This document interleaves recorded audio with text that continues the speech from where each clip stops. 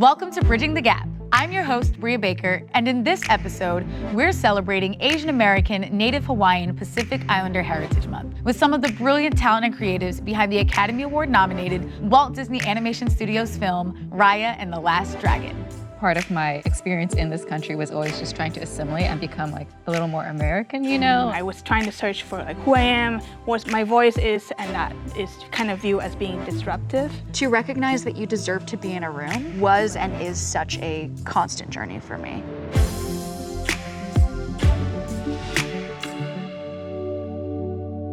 Hi everyone, I am thrilled to be joined by some of the fantastic talent at Walt Disney Animation Studios. We've got Carrie Liao, Fawn Veerasunthorn, and the voice of Raya herself, Marie Tran. Thank you so much to each of you for joining the show. Thank you for having us. Yeah, we're so excited. Today we're talking about Asian creatives and storytelling and how personal experiences can show up in all parts of the creative process. So to kick things off, maybe I could hear from each of you on what it was like to work on Raya and the Last Dragon. It was super exciting for me to work on Raya and the Last Dragon because when I heard that Disney was making a movie inspired by Southeast Asian cultures and a fantasy movie, no less, I was like, I have to be a part of that.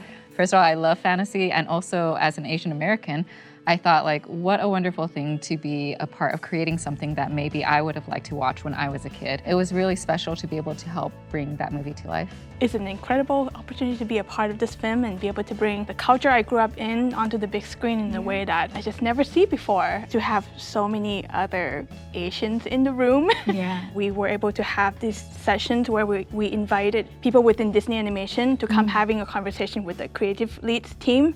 And I remember I was like, I'm gonna board a scene where people just eat.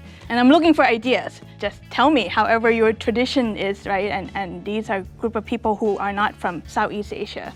And then I found out there were so many different aspects. We were just like vibing really hard in that room. Things that I didn't think that we would have so much commonality, and that kind of gave me comfort of making this film that represents so many cultures within Southeast Asia. Yeah. But there is a way to really shine the light on what we can celebrate together. Yes, what we have in common, what unites us. And to me, it's a personal journey also to find my voice, speaking up, not just for me, but also for others. And it definitely translated because I think so many people saw themselves in it, even those who were not Asian American. I mean, you brought the voice literally to life, so what was that like for you? Oh my goodness. Totally otherworldly. Like, I think it still doesn't really make sense to me. I have pictures of myself in like princess dresses and things, so it's very weird to say that I got to be part of something that was so special and not just something that's part of Disney Animation, but something culturally specific. And just listening to Carrie and Fawn is just like, really hits me. We're so lucky that we found Kelly. Talking about culturally specific, I remember when you came in to read the line, and at the time we used the term "doi," right? That was in the film that Queen and Adele kind of throw in there, and the way you pronounced it, I was like, she's the one. she gets it. It's gonna be okay. Yeah. We found out Raya. I was raised in San Diego by my lovely parents, who are both Vietnamese refugees from the Vietnam War. I have two sisters, and we grew up in a really moderate home, very working class, and I am ever grateful to the world that I grew up in, because I think that despite having some things I've had to overcome, the overwhelming thing is that I am so grateful to be here, knowing how hard I had to work, but also how hard the generations before me had to work to give me the opportunity just to dream. Like, my parents never got the opportunity to dream. And I think that that is something that I hold with myself closely all the time, especially on hard days. I identify as like solidly Asian American because I was born here, I grew up here, and I feel like when I was younger, part of my experience in this country was always just trying to assimilate and become like a little more American, you know? Like, I would go to Chinese school, but I'd rather be playing video games. I would have like Chinese food lunches, but I'd rather have sandwiches and chips. Kind of as I've gotten older, I want to like embrace my heritage more, and my parents come from Taiwan, so I'm super proudly Taiwanese. I love that. I was born and raised in Thailand, so I identify as a Thai person. I feel like there's no other choice out there. I was part of the generation where there's a lot of new ideas and globalization that flooded the country, so I feel like between my generation and my parents, there was a lot of conflict between each other. And, I was trying to search for like who I am, what my voice is, and that is kind of viewed as being disruptive. I feel like I'm still dealing with this now of working in the industry where like you need to speak up and be part of the conversation. Yeah, I think that's like a lifelong journey for all of us. But is that something that resonates for you? I kind of saw you nodding and... Well, I will tell you that I identify as Asian American, specifically Vietnamese American. To recognize that you deserve to be in a room was and is such a constant journey for me. Oh yeah. Because I do think there's a lot of like being so grateful to be in the room that you then can't really be present to the fact that you bring something to the table. Toxic. Yeah, yes, I can talk about that all day. Well, talk to us about it because I do think it's part of the way your relationship to culture evolves over time. So have you similarly found that the more confident you were in your cultural identity, the easier it was to defend yourself, or was it like completely different for you? That's a very good question. Since a thinker. Yeah, I know. I'm like, give me 5, just stop. Give me 5 minutes.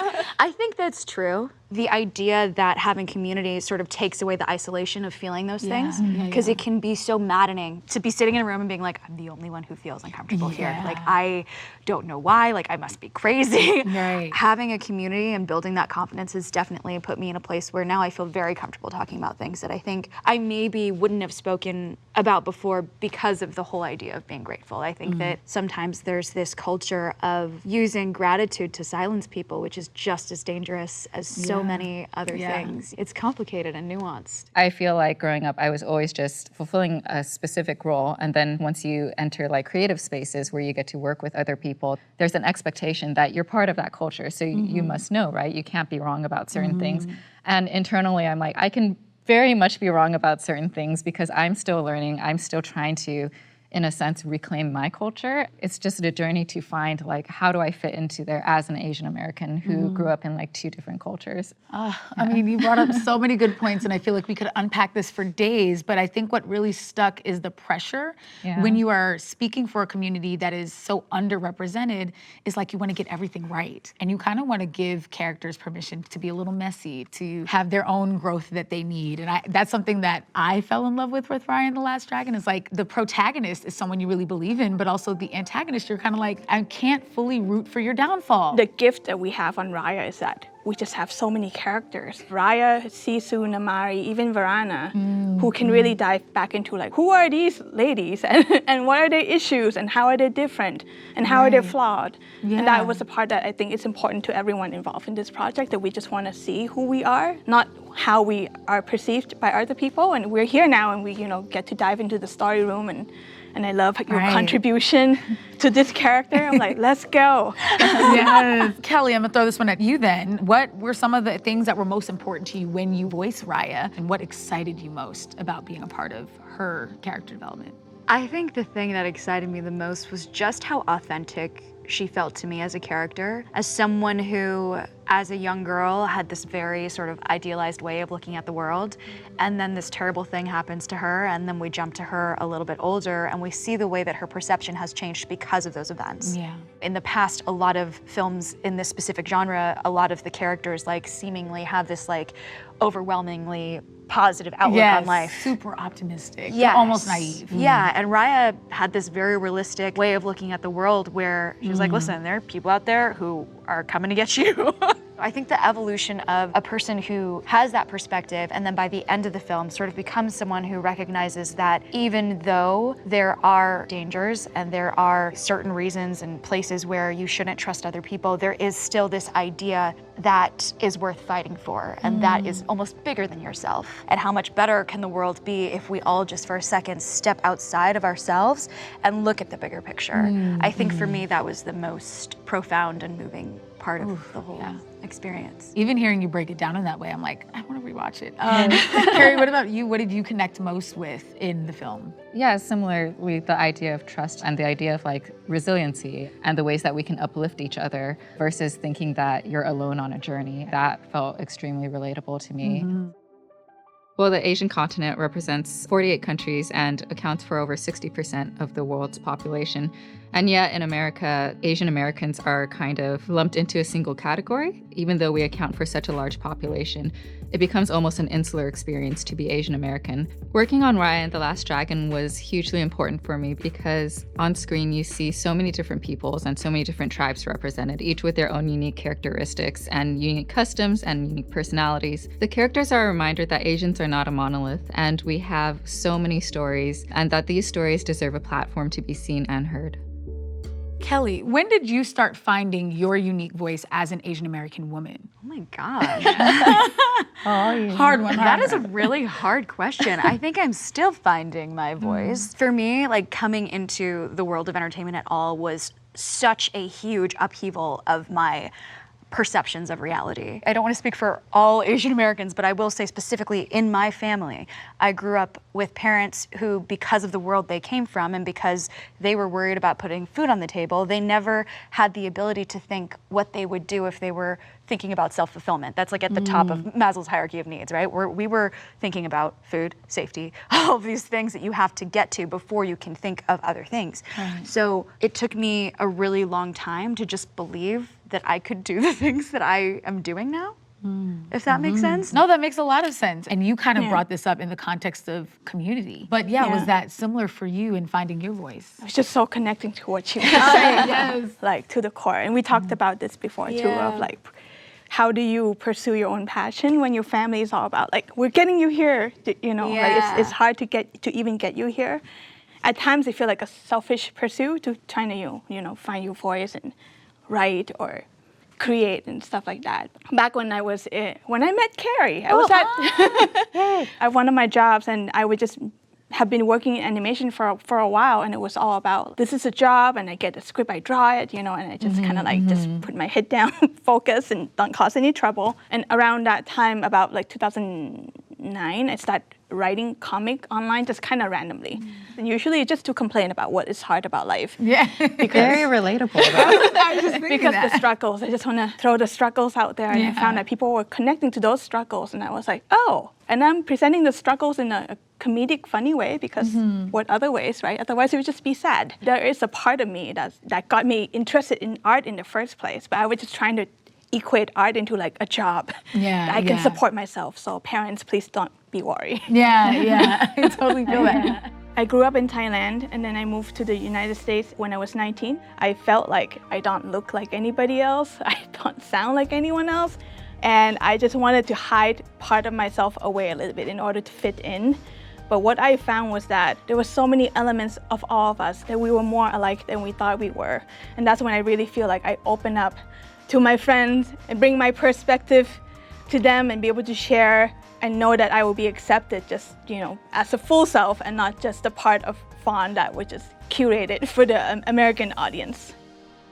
Stepping into your power, I think the difficult piece about it is it continues to get harder. What were some of those stereotypes or situations that you had to overcome as Asian American women? I think it is a sort of like all-encompassing issue. It's not just that people have their own stereotypes, but it's also like the world that I grew up in and the things that I sort of ingested and the things that I believe about myself, which is so messed up. Yeah. And one of those things was just the idea of asking for what I need somehow in the beginning felt like a burden, because I grew up in a culture where I wasn't supposed to ask for things, or I wasn't supposed to, you know, make trouble for anyone. And that's how those things were sort of defined for me. It continues to be a journey for me of, on the one end, recognizing that people are going to have some perceptions of the type of person I am because of the culture I grew up in or the way I look, but also that I have to unlearn some of the things that I learned by watching TV as a child and seeing the things that people would say about someone who looked like me. Yeah, it's sort of multifaceted. Oh, definitely multifaceted. I'm seeing lots of like information. So.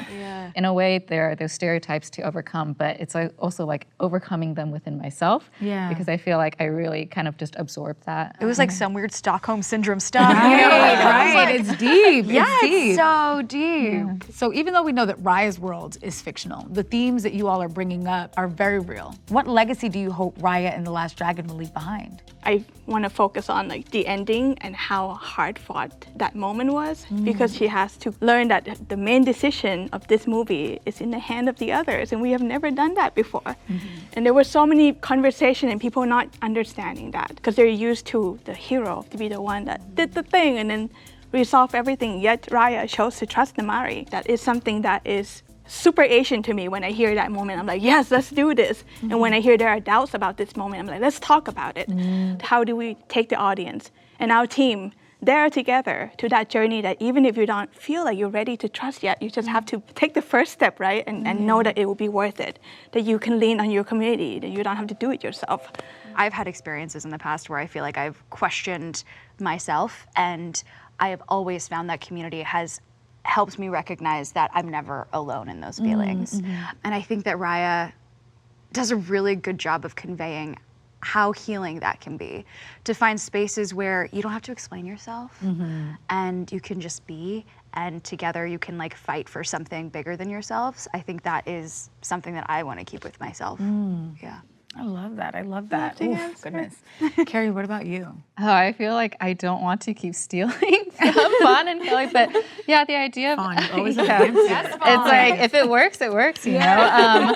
But yeah, the idea of community and collective was a huge takeaway for me, because I think, especially in this day and age, there have been a lot of things going on in the world, like attacks on AAPI, and just living through that in a time also where it's arguably maybe the most open time for Asians and Asian Americans to tell their stories. That it's an interesting contrast, but just knowing that there's a community out there and that there's a power in coming together like that, that's the legacy that I hope that this movie leaves. So. Wow. Yeah, I hope so too. It's wonderful that all of us can sit here and have these conversations about the importance of representation. But I think the goal at the end of the day, I'm going to quote Daniel Day Kim here, who says this all the time, hopefully like our children or the generations after us won't have to have these conversations. Representation will be so equal across, you know, all gender identities and races and religions and abilities and so on and so forth, that we won't have to be so precious about every single story that we tell.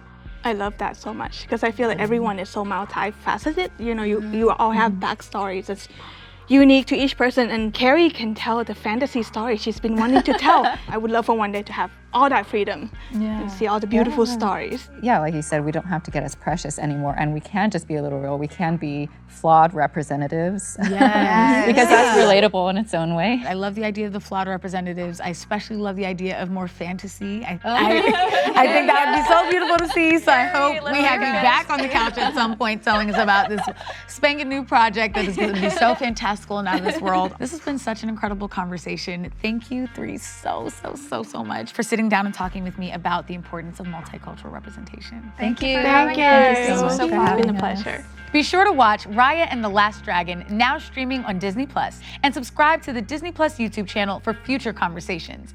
Happy Asian American, Native Hawaiian, Pacific Islander Heritage Month, and we'll see you next time.